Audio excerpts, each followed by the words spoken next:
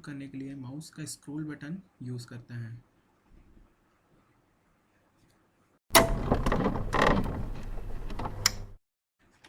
Pan करने के लिए माउस का स्क्रॉल बटन आप प्रेस करें एंड माउस को ड्रैग करें इस टाइप से। एंड सेकंड, यहाँ से आप पेन ले सकते हैं और उसको ड्रैग कर सकते हैं।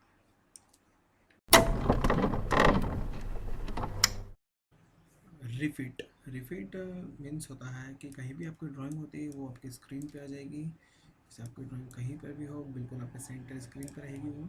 यहाँ से टॉप